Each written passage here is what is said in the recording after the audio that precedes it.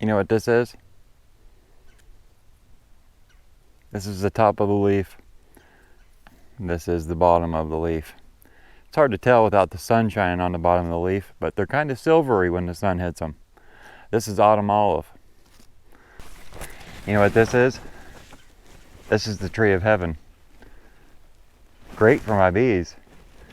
I don't know about so much for the surroundings, but for the bees, it's wonderful to have around. So this morning I want to talk a little bit about invasive species. Remember last week I mentioned I was going to distribute or broadcast some knotweed seed? Well, I've since learned that those seeds probably aren't fertile, so that's out the window. So don't worry about me planting them seeds, but I still want to talk about invasive species. You take the autumn olive, the tree of heaven, black locust, honeysuckle. Those are all invasive species, folks.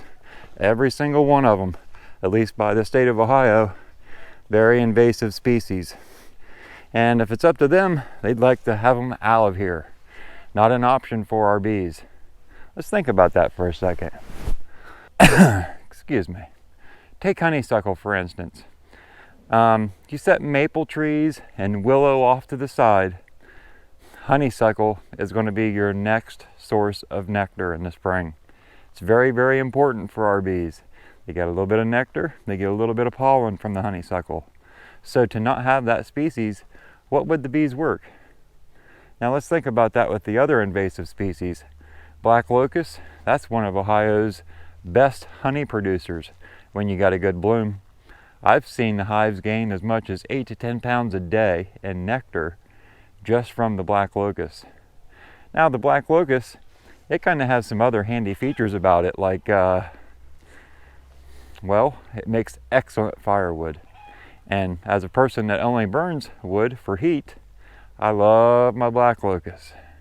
Another thing good about black locust is the trees make excellent fence posts just because of its ability not to rot real quick. I've seen posts last as long as 15 years and still be solid. So black locust has its advantages. As for the autumn olive, I'm not a super big fan of it just because of the way it spreads on our leased farm. And being that we're organic, there's not a whole lot of options there besides mowing it to keep control. But I realize if the autumn olive wasn't in bloom, what would the bees work during that time? So what I'm trying to say here, folks, is don't be so quick to think it's invasive, I don't want it. Maybe be quick to think, what would my bees work if I didn't have it? Because, you know, the bees need food, and if they don't have it, then it falls back on our shoulders to feed them. And which do you think they would rather have? Sugar water or actual real nectar? I'm going to vote nectar. It's got a lot more nutrition to it than sugar. So, as I mentioned, the knotweed seeds not getting distributed or broadcasted. So everybody can take a big sigh. Let's all do it together. 1, 2, 3.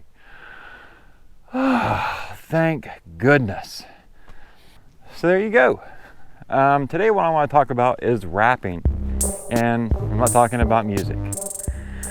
That's right, I'm talking about wrapping hives. Okay, so a little cool out this morning. You notice I got my beanie on.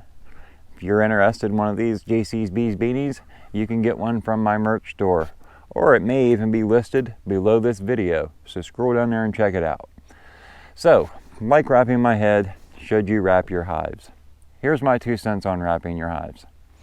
My experience is, and I've never wrapped a hive in 11 years. Never have. I've thought about it, but let me tell you what I've noticed just with the weather the last 4 or 5 years here in Ohio. Winters are warming up, folks. They're not what they were when I was a kid. They're not what they were 10 years ago, yet alone when I was a kid. Now, winter is mostly mud versus what it used to be, frozen ground. I think last year we had 1 month, and that was February, of actual winter weather. The rest of the winter was mud and rain, when it should be snow. So, let me tell you, now that you know that bit of information, let me tell you why I do not wrap my hives.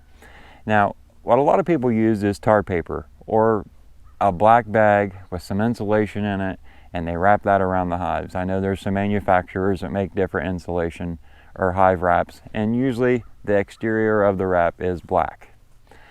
Okay, so what's going to happen when the sun comes out on one of these quote unquote winter days when it's muddy and not frozen?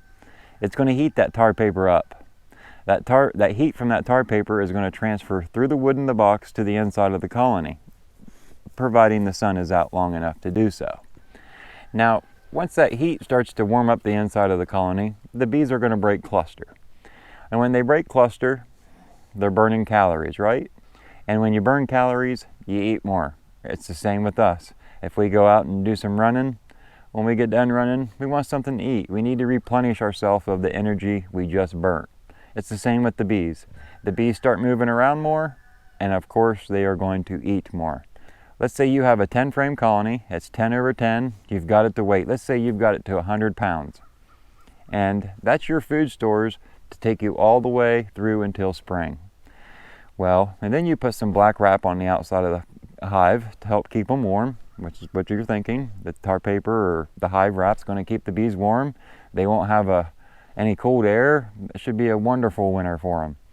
Well, what's going to happen is the sun's going to come out, heat that up, and the bees are going to start moving around more. They're going to eat more, and now your food stores will not last until spring because the tar paper or the black outside element on the wrap is heating up the colony. This is the reason I don't wrap my colonies. I would much rather provide a wind block and leave the colonies as they are. Now you can see behind me, none of my colonies are wrapped. They're all just painted boxes. Now what I will do with these nukes, and it's too soon to do it yet, the bees are still a little bit too active during the midday, is I'll push them all close together so they can help keep each other warm. The heat from one colony will fade over to the next, and so forth and so on. So that's going to be my source of wrapping, by just simply pushing the colonies together and providing a wind block. Now, as far as the bottom board, I use screen bottom boards. And there's a lot of people that say, don't use screen bottom boards, your bees will get cold and die. I've never had bees just get cold and die. I've never went into a colony in the spring that died, opened it up, found all kinds of food, no mites, and just frigid bees, or assumed that they died just because they were cold.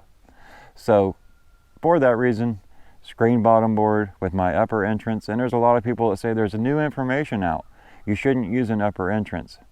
Well, this new information that's out didn't change how my bees have overwintered the last 8 years with success. So why would I take the new information and change what I've done? The bees aren't going to respond differently just because there's new information out, right? So for that reason, I'm sticking with the upper entrance, screen bottom board, fully opened. Push the colonies close together if you've got 5 frame nukes, or even if you've got 10 frame colonies. Once it starts to get cold enough that the bees aren't flying a whole lot, go ahead and push them tight together. They'll help keep each other warm. So if you have any questions or comments on anything that I've said so far, please feel free to leave your question down in the comments below, and I'll do my best to answer it. I know everybody's got a different setup. Everybody has a different way of doing things. And usually what I find people stick with is what works for them. And upper entrance, screen bottom, no wrap, push tight together the hives. That's my setup. Look, there's Ladybug. And in the distance, there's a dog sniffing around under the hives.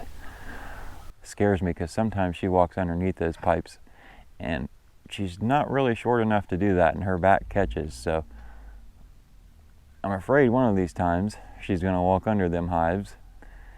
She's going to catch one of them pipes and knock the hives off. But right now she's not in crazy berserko mode where she runs around full bore, so we should be safe. What's she doing? Keep an eye on her back there. She's sniffing around. Anyway, folks, that's my 2 cents. Questions or comments down below. So I wanted to give an update real quick on the open air colony. Well, the comb that's left, the colony's gone.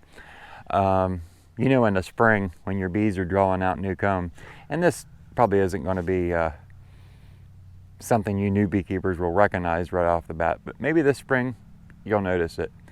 When the bees draw new comb, it starts off white, and then after a couple weeks you'll start to notice it's turned yellow, a real beautiful shade of yellow.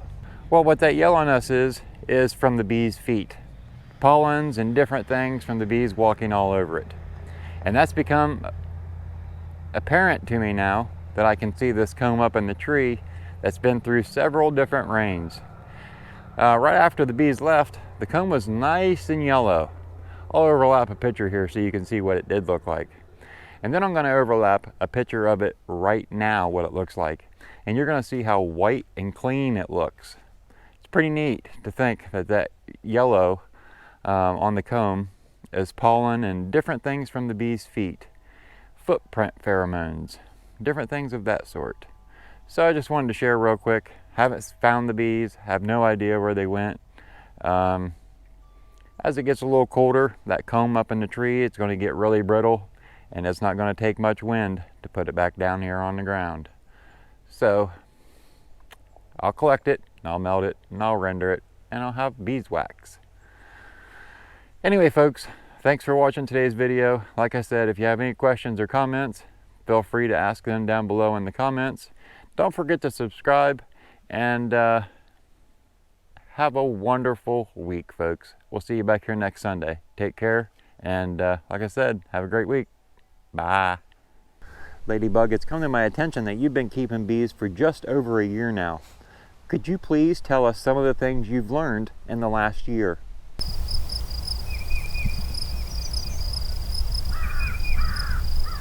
Okay, I can tell that question's a little bit tricky for you.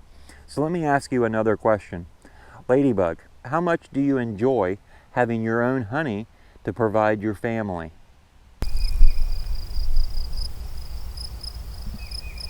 Okay, I can tell you need some time to think about these questions, so we'll come back in a couple weeks and ask you again. Thanks for your cooperation. It's much appreciated.